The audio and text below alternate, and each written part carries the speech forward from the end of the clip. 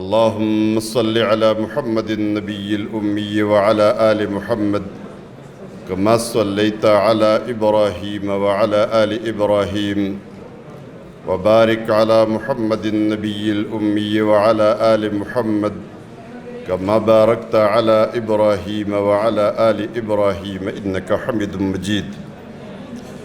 انتہائی محترم مہمان خصوصی حضرت مفتی طارق مسعود صاحب، محترم ڈین خیبر میڈیکل کالج پشاور، اساتذہ کرام اور میرے انتہائی عزیز طلباء اور طالبات، اس سے پہلے محترم مفتی طارق مسعود صاحب نے بڑے دل نشین انداز میں پوری اور تفصیلی گفتگو فرمائی ہے۔ ان کے گفتگو پر شاید کوئی اور رنگ نہ چڑھایا جا سکے۔ بہرحال چند مختصر باتیں میں عرض کروں گا، اور چونکہ ہمارے مفتی صاحب نے ان کو جلدی بھی ہے، انہوں نے جانا بھی ہے، تو ان کو ہم نے اجازت بھی دی ہوئی ہے۔ ہم سب مسلمان ہیں، مومن ہیں، اور ہم اللہ کے بندے ہیں،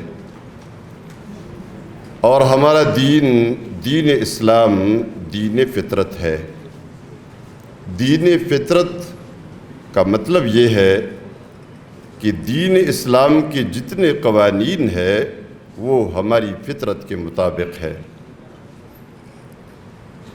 دین اسلام نے جن چیزوں کو منع کیا، حرام کیا، ہمارے اوپر ان کا استعمال بند کر دیا، کھانا بند کر دیا، کچھ اعمال کرنا بند کر دیے، منع کر دیے، اس کا مطلب یہ ہے کہ ہماری فطرت بھی ان کے خلاف ہے۔ اسلام نے چوری کو حرام کیا ہے۔ ہم سب دل میں سوچے اور غور کرے، کون شخص ہے جس کی فطرت اس کا تقاضا کرے کہ ہاں چوری اچھا کام ہے؟ ہم سب برا سمجھتے ہیں، اور اسلام نے بھی اس کو حرام قرار دیا۔ شرابی شراب پیتا ہے، لیکن اس پینے والے سے بھی اگر آپ پوچھے تو وہ کہے گا شراب اچھی چیز نہیں ہے۔ میں نے پڑھا ہے کہ جرمنی کے ایک ڈاکٹر نے اپنے حکومت کو، جرمن گورنمنٹ کو مشورہ دیا تھا کہ آپ آج سے شراب پر پابندی لگا دیں، تو میں ابھی سے کہتا ہوں کہ آپ جرمنی کے آدھے سے زیادہ جو ہاسپٹلز ہیں ان کو بند کر دیں، ضرورت نہیں ہوگی۔ یعنی بیماریاں جتنی ہے وہ تو شراب کی وجہ سے ہے۔ اسی نے ہماری صحت بھی خراب کر دی اور برباد کر دی، اور اسی نے ہمارے اخلاق بھی تباہ کر دیے۔ بدکاری، کون شخص کہے گا یہ اچھا کام ہے؟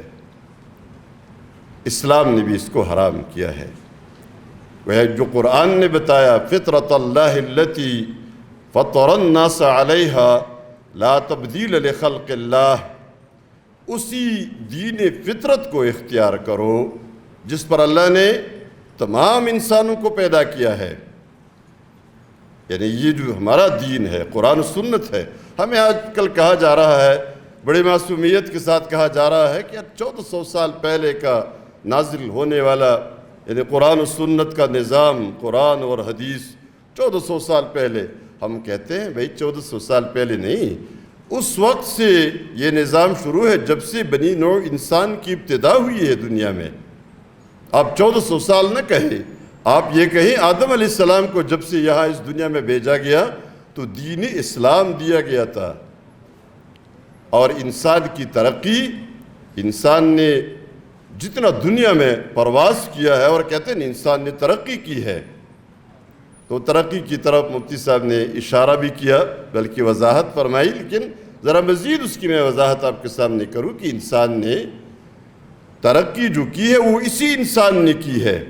یہ جو دنیا کی ترقیاں ہے، یہ اسی اللہ کی پیدا کی ہوئی اس شخص نے، اس انسان نے، اس دماغ نے، جو آدم علیہ السلام کا بھی تھا اور ہمارا بھی ہے۔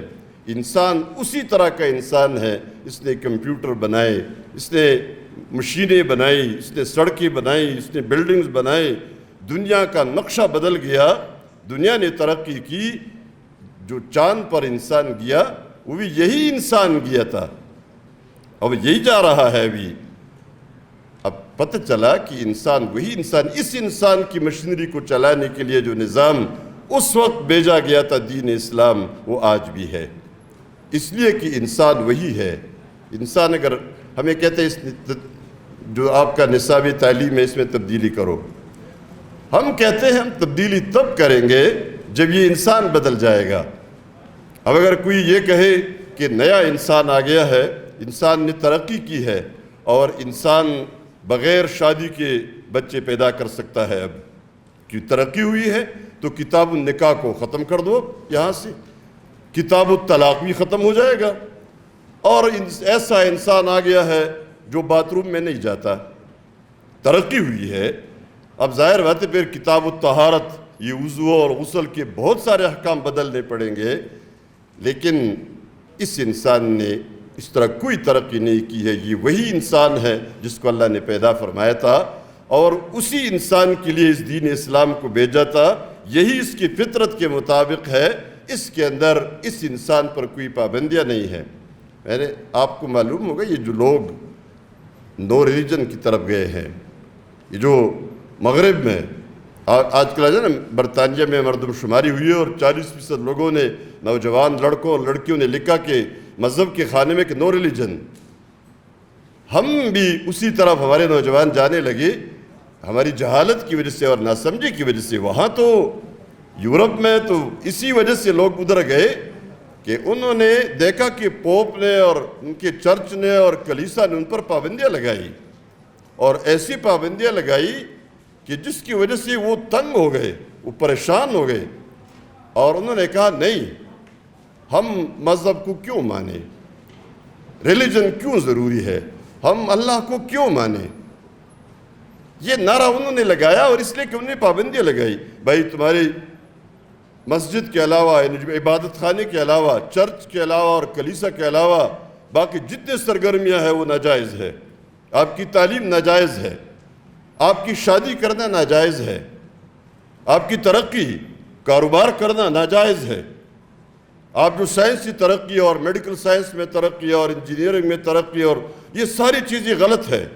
یہ پوپ نے پابندیاں لگائی چرچ کی طرف سے اور عبادت خانے کی طرف سے، یہ پابندیاں لگائی گئی۔ اب جب یہ پابندیاں لگائی گئی تو انہوں نے بغاوت کی، بھئی نہیں، یہ ایسے مذہب کی ہمیں ضرورت نہیں ہے جو ہماری ترقی پر پابندی لگائے۔ اب جب یہ پابندیاں لگائی گئی تو انہوں نے بغاوت کی۔ مسلمان کیوں بغاوت کرے؟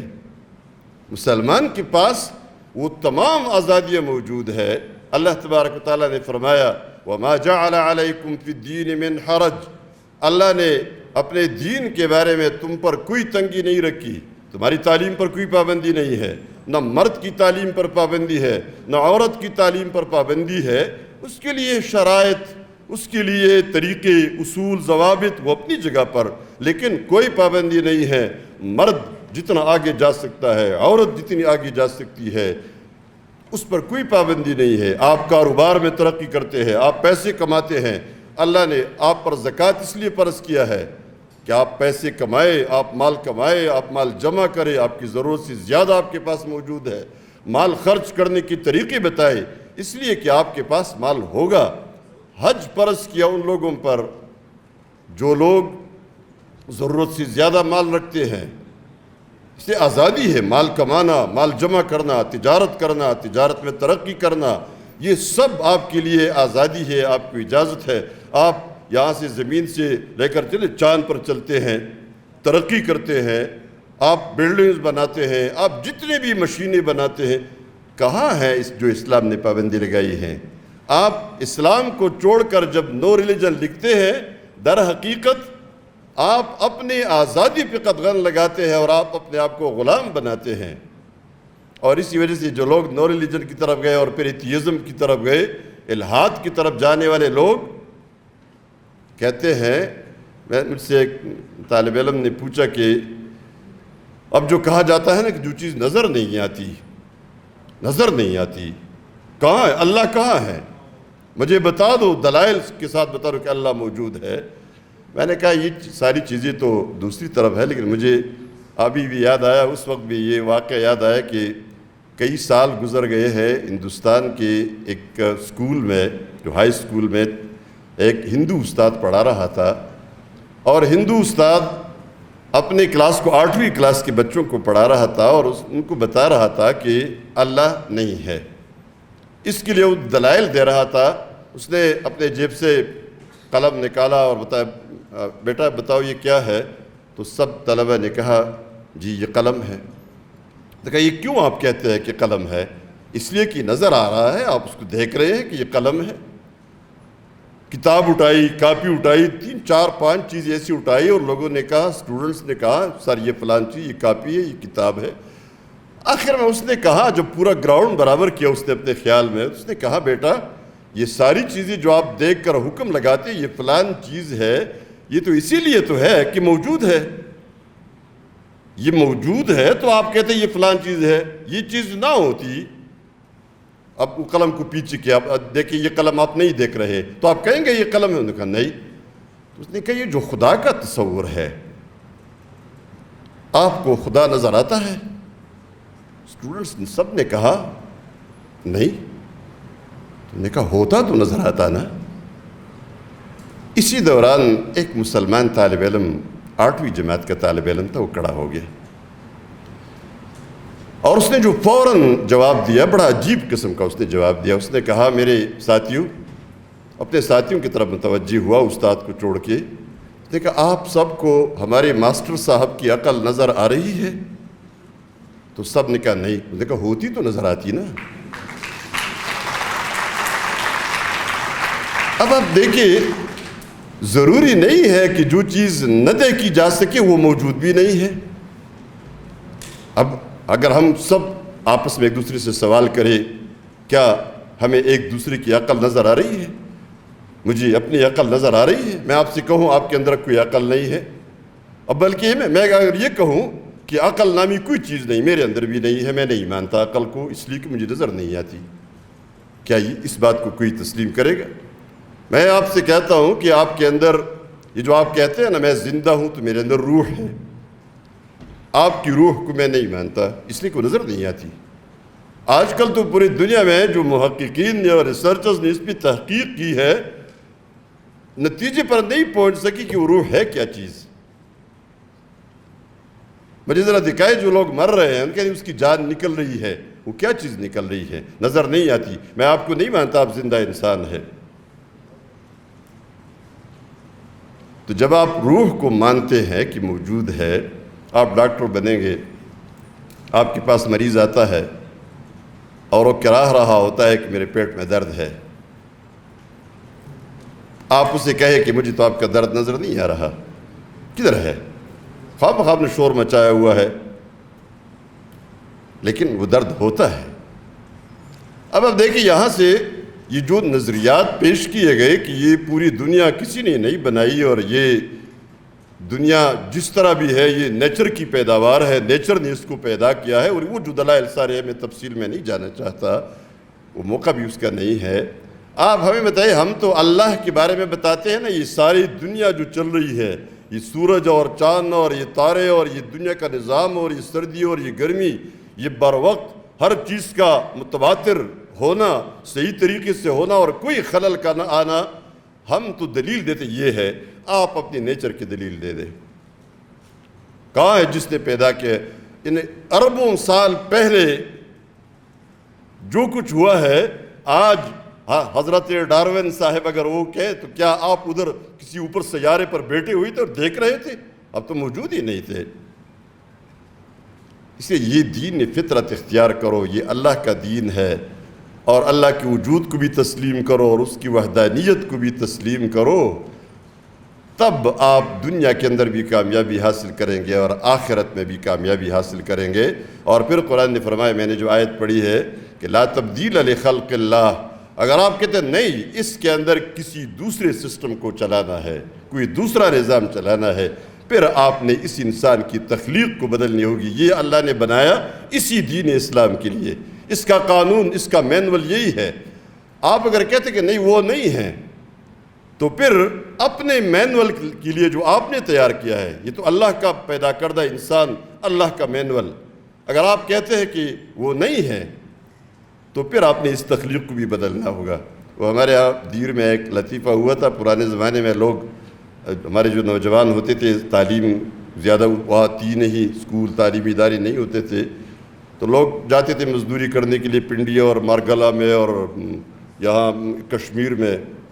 اس نے بڑا پیسہ کمایا تھا، ایک نوجوان گیا تھا، ماں باپ غریب تھے، گھر آنے لگا تو بٹخیلہ میں اس نے گاڑی سے اترا اور 2000 روپے اس زمانے میں کمائے تھے، جو 1 روپے 2 روپے 8 آنے کرایہ ہوتا تھا، اور وہ پیسہ بڑا قیمتی تھا، بڑا پیسہ اس نے کمایا تھا۔ سارے پیسے اس نے خرچ کر دے، لوگوں کے لیے تحفے ہدیے خریدے، گفٹس خریدے، اور پیسے سارے ختم کیے۔ گھر پہنچا تو سارے تحفے تقسیم کیے، ماں باپ انتظار میں تھے کہ ہمارے لیے تو بہت بڑا پیسہ ہوگا، پتہ چلا کچھ نہیں ہے اس کے پاس، تو کہا سارا تو ختم ہو گیا۔ باپ کو جب یقین ہو گیا کہ واقعی اس نے سارا پیسہ اڑا دیا ان چیزوں میں، تو اس نے بتایا بیٹا اگر اس میں سے صرف اتنا کرتے کہ 1 بوری آٹا بھی گاڑی کی چھت پر رکھ دیتے تو ہمارے لیے کوئی 1 مہینہ کی کوئی روٹی تو بن جاتی۔ اس نے اپنے باپ سے کہا، نے کہا کتنا سادہ آدمی ہو تم، کتنے سادہ آدمی ہو، لوگ چاند پر پہنچ گئے ہیں اور آپ آج بھی آٹے کی باتیں کرتے ہیں۔ باپ ان پڑھ تھا لیکن بڑا ہوشیار تھا، اس نے کہا بیٹا جو شخص چاند پر گیا تھا نا وہ بھی اپنے ساتھ آٹا لے کر گیا تھا، وہ آٹے کے بغیر نہیں جا سکتا تھا۔ آپ اور ہم جتنی بھی ترقی کریں گے اسی نظام قرآن و سنت کو فالو کرتے ہوئے ترقی کریں گے۔ یہ جو دنیا نے ترقی کی ہے، یہ پوری دنیا کی ترقی کا کریڈٹ بھی مسلمانوں کو جاتا ہے۔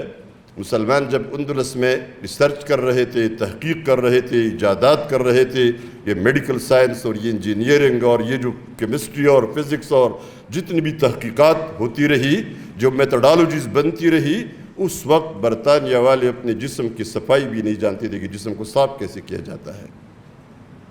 یہ سب کچھ لیکن مسلمان سوئے رہے۔ 500 سال کا عرصہ تاریخ نے لکھا ہے کہ جب یہ سوئے رہے اور سونے کے بعد جب یہ لوگ اٹھے تو سب کچھ پورا جو ترقی کا سامان تھا وہ یورپ میں چلا گیا تھا اور ان کے پاس کچھ بھی نہیں بچا تھا۔ آج ہم کہتے ہیں نا یہ سب چیزیں انگریزوں کی ہے، یہ امریکہ سے آئی ہے، یہ جو آپ کے میتھڈالوجیز آتی ہے نا، شکاگو میتھڈالوجی اپ ریسرچ اور یہ ہارورڈ کے اور امریکن سائیکولوجیکل الائنس کی جو ریسرچ میتھڈالوجی ہے، یہ ہم سب کہتے ہیں بھئی اس کو ہم علماء کیوں مانے، مدرسوں میں اس کو کیوں چلائے، یہ تو غلط ہے، یہ تو امریکہ سے آیا ہے، شکاگو والا بھی انگریزوں کا بنایا ہوا ہے اور APA بھی انگریزوں کا اور ہارورڈ کا بھی انگریزوں کا بنایا ہوا ہے۔ ہم نے یونیورسٹی میں اس پہ ریسرچ کی، اپنے ہمارے PhDs کی طلبہ آتی وہ نہیں مان رہے تھے، پتہ چلا یہ سب کچھ اندلس سے آیا ہے، یہ ساری میتھڈالوجیز اندلس سے آئی ہے، اور ان کی جو پرانی کتابیں ہیں میتھڈالوجیز پر مشتمل مناہج تحقیق، ان سب کو نکالا، یہ سب اسلام کا ہے۔ اب ظاہر بات ہے یہ پورا دین اسلام، اس میں آپ پر کوئی پابندی نہیں ہے، ضرورت اس بات کی اس کو اختیار کیا جائے اور اپنی اصل حیثیت کو، وہ کیا ہے، وہ بندگی ہے۔ اب دیکھیں بندگی صرف عبادت خانے تک محدود نہیں ہے، مسجد تک محدود نہیں ہے، آپ کی بندگی آپ کے کاروبار میں بھی ہے، آپ کی یہاں بیٹھنے میں بھی ہے، یہاں تعلیم حاصل کرنے میں بھی ہے۔ آپ میڈیکل کالج میں تعلیم حاصل کر رہے ہیں اور اسی نیت کے ساتھ حاصل کر رہے ہیں کہ ہم نے ڈاکٹر بن کر قوم کی خدمت کرنی ہے، ہم سچ بولیں گے، ہم جھوٹ نہیں بولیں گے، ہم دھوکہ نہیں دیں گے، ہم فراڈ نہیں کریں گے، ہم ظلم نہیں کریں گے۔ دکاندار دکانداری کرتا ہے، ایک ایک پیسہ کماتا ہے، لیکن جب وہ اس نیت کے ساتھ کرتا ہے اور ان اعمال کے ساتھ کرتا ہے، اس کو آزادی بھی ہے، کمانے کی بھی آزادی ہے، اور یہ اس کے لیے عبادت بھی ہے۔ آپ کی نیند بھی عبادت ہے یہاں دین اسلام میں، آپ کا اٹھنا بھی عبادت ہے، آپ کا کھانا بھی عبادت ہے، آپ کا سونا اور آپ کا جاگنا اور آپ کا پینا اور کھانا اور آپ کے دوستوں سے ملاقاتیں کرنا، اور یہ ساری چیزیں جب یہ اس پریم کے اندر ہو جو اللہ اور اللہ کے رسول صلی اللہ علیہ وسلم نے ہم سب کو بتایا ہے، وہی کامیابی کا طریقہ ہے۔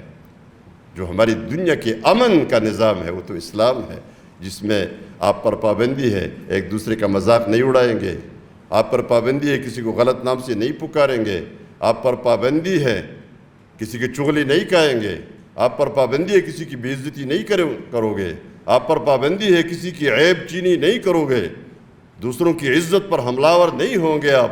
یہ ساری پابندیاں، اچھے صفات اختیار کرنا، برائیوں سے اپنے آپ کو بچائے رکھنا، اپنے دل کو صاف رکھنا، یہ ہے وہ طریقے جو اللہ کے رسول صلی اللہ علیہ وسلم نے ہمیں بتائے، اور یہی عبادت ہے۔ صرف مسجد کے اندر جانا، ورنہ میڈیکل کالج کے طلبہ کہہ سکتے ہیں کہ بھئی ہم تو عبادت نہیں کر سکتے، ہم تو پڑھتے ہیں، پھر تیاری کرتے ہیں، اسٹڈی کرتے ہیں، لیکن آپ کی یہ اسٹڈی بھی عبادت بن جاتی ہے، آپ کی پوری زندگی عبادت بن جاتی ہے اگر آپ ان شرائط پہ آپ پرامن زندگی گزاریں گے، آپ اطمینان کی زندگی گزاریں گے، اس نظام میں جو قرآن نے ہمیں دیا ہے، سنت نے ہمیں دیا ہے۔ الا بذکر اللہ تطمئن القلوب، خبردار، اللہ نے خبردار فرمایا، اللہ کے ذکر میں، قرآن میں آپ کے لیے اطمینان کا سامان ہے۔ آج دنیا والے اطمینان کے پیچھے گھوم رہے ہیں، دوڑ رہے ہیں۔ اطمینان کیوں رخصت ہوا؟ میں مفتی صاحب پہلے گئے تھے، اس کے بعد میں بھی 13 مئی کو جاپان سے آیا ہوں۔ جاپان کے لوگوں میں 2007 میں گیا تھا، تو وہاں جاپان میں اسی سال 30,000 لوگوں نے خودکشیاں کی تھی ایک سال کے اندر، اور 30,000 لوگوں میں سب سے زیادہ بڑی تعداد خواتین کی تھی۔ اور پھر جاپان گورنمنٹ نے یہ اعلان کیا تھا کہ 30,000 کرمنل کیسز بن جاتے ہیں پولیس کے لیے، یہ بہت بڑا مسئلہ ہے۔ اس لیے انہوں نے اعلان کیا تھا کہ جو خودکشی کرنا چاہے وہ ہماری پولیس سینٹر میں آ جائے، یہاں ایک مشین کے اندر وہ اپنے آپ کو خود ڈال دیں گے ہمارے سامنے، اور ہمیں پتہ ہوگا کہ یہ کوئی کرمنل کیس نہیں ہے، کوئی قتل نہیں ہوا، یعنی کوئی مرڈر کیس نہیں ہے یہ۔ اب آج اس سال میں نے پوچھا کہ وہ ریشو تو زیادہ ہو چکا ہوگا، اس نے کہا جاپان کی بدنامی ہوئی، اس لیے انہوں نے اب اس کو چھپایا ہوا ہے، جو جتنے بھی کیسز ہوتے ہیں یہ چھپاتے ہیں، اس کی وہ جو ریکارڈ پر لاتے وہ ریکارڈ پر اب نہیں لاتے۔ اب میں نے جاپان میں دیکھا، جیسے اب صحیح بات ہے کہ جاپان کے لوگ جس طرح رہتے ہیں، جتنی صفائی ستھرائی کے ساتھ رہتے ہیں، ان کی گلیوں میں آپ جائیں گے تو ہر گلی میں جتنی صفائی ہوتی ہے، چھوٹا گھر ہوگا، اتنا چھوٹا گھر جس میں بڑی مشکل سے کوئی رہ سکتا ہے، لیکن اتنا صاف ستھرا ہوگا کہ آپ کو بھی پسند ہے کہ اتنا چھوٹا گھر میرا ہونا چاہیے کہ اس میں میں رہوں اور اس طرح صاف ستھرا اس کو میں رکھوں۔ یہ سارا سب کچھ اور ساری سہولتیں جاپان کے اندر موجود ہے۔ کوئی زندگی کی ایسی سہولت نہیں ہے جو ہمیں انسانوں کو وہاں میسر نہیں ہے، لیکن اس کے باوجود اگر اطمینان نہیں ہے، پتہ چلا ان چیزوں میں، ان آزادیوں میں اطمینان نہیں ہے، اس مال و دولت میں اور اس ترقی میں اطمینان نہیں ہے، اطمینان کہاں ہے؟ اللہ نے فرمایا الا بذکر اللہ تطمئن القلوب، خبردار، اللہ کی ذکر میں، قرآن کے اندر، سنت کے اندر، اللہ کی دین کے اندر دلوں کا اطمینان ہے، دلوں کا سکون ہم سب کو چاہیے۔ ہمیں اس دنیا کی مال و دولت سے کیا چاہیے؟ اگر اس سے سکون نہ ملے، اطمینان نہ ملے، تو اور تو اس سے کچھ نہیں چاہیے، پریشانی تو نہیں چاہیے۔ کوئی بھی شخص پیسے دے کر پریشانیاں نہیں خریدتا، پیسے دے کر دشمنیاں نہیں خریدتا۔ اطمینان اور سکون جب دل کو حاصل ہو جائے، وہ اصل متاع گم گشتہ ہے ہم سے۔ ہم آج کل 2 قسم کے پیٹ رکھتے ہیں، ڈاکٹر ایک پیٹ کا علاج کر سکتے ہیں۔ اپنا جو ڈاکٹر ہے، آپ دوائیاں دیتے ہیں، پیٹ میں درد ہے، کان میں درد ہے، اور سر میں درد ہے، اور ٹانگوں میں درد ہے، لیکن کوئی اگر آپ کے پاس آ جائے کہ ڈاکٹر صاحب مجھے غصہ بہت زیادہ آتا ہے، اس لیے آپ مجھے کوئی دوا دیجئے کہ مجھے غصہ نہ آئے، ممکن ہے کوئی سائیکیٹرک اسپیشلسٹ اس کو کوئی ڈائزیپام اور یا کوئی ایسی دوائیاں دے دے، اومیپرازول کی قسم کی اور ایسی آرام والی دوائی دے دے کہ وہ اس کو نیند آ جائے، اس سے لیگزوٹینل گولیاں دے دے بھئی آپ کو نیند آ جائے، تو سلا سکتا ہے، کوئی علاج نہیں ہے۔ میں گالیاں زیادہ دیتا ہوں، مجھے کوئی دوا دے دے، گالیوں کی کوئی دوا نہیں ہے آپ کے پاس۔ اس کے 2 قسم کے پیٹ ہے، ایک جسمانی پیٹ ہے اور ایک روحانی پیٹ ہے۔ جسمانی پیٹ کا علاج ڈاکٹر کرتے ہیں، کھانے پینے سے ہوتا ہے، اور یہ سارا دنیا کے اندر ہے۔ روحانی پیٹ کا علاج وہی ہے جس نے روح کو بھیجا ہے اوپر سے، اسی نے اوپر سے اس کی غذا بھی بھیجی ہے۔ ہمارا جسمانی پیٹ بھرا ہوا ہے، روحانی پیٹ خالی ہے، بھوکی ہے، اس لیے مسائل سے دوچار ہے، پریشانیاں ہے۔ اسی اللہ کی بندگی کی طرف، اللہ ہی ہمارا رب ہے، وہی ہمارا پالنے والا ہے، اسی کے نظام کی طرف اگر ہم آئیں گے، وہ جیسے مفتی صاحب نے بتایا، بڑی بنیادی بات ہے کہ اللہ کو ان کرے اپنے گھر میں، اپنے دل کے اندر، اپنے کاروبار میں، اپنے تمام معاملات میں. ہمارے یونان کے فلسفی گمراہ ہوئے، یہ افلاطون اور ارسطو اور فلان اور فلان جتنے، کیوں؟ یہ ڈھونڈ رہے تھے کہ ہم اللہ کو ڈھونڈتے ہیں. تو اللہ کو ڈھونڈتے نظر آنا چاہیے تھا ان کو، تو نظر نہیں آیا، خود گمراہ ہو گئے. وہی سے انہوں نے انکار کیا. وہ جو کچھ اوپر ہے، جو معلومات، جو تحقیق، وہ ہمارے پاس آ گیا ہے. یہ ساری ترقی آپ کے پاس ہے. اللہ تبارک و تعالی ہم سب کو صحیح معنوں میں بندے بنائے. اقول قولی ھذا واستغفر اللہ لی ولکم ولسائر المؤمنین. بہت شکریہ. لا الہ الا اللہ، لا الہ